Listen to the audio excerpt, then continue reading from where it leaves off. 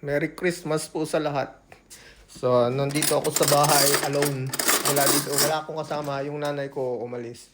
So, umalis kasi pumunta daw yun sa doon sa mga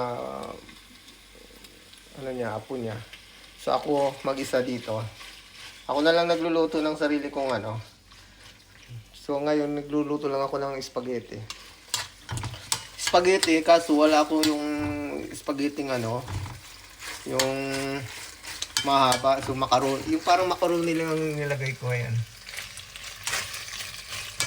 Naglagay na ako ng sauce. Meron na yung sauce. So, pinalambot ko na rin yung macaroni.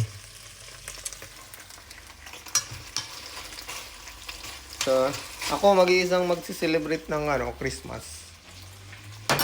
Ito na to. So, yung may mga kasama dyan, sulitin nyo. Kasi, balang araw, mag-isa na rin kayo.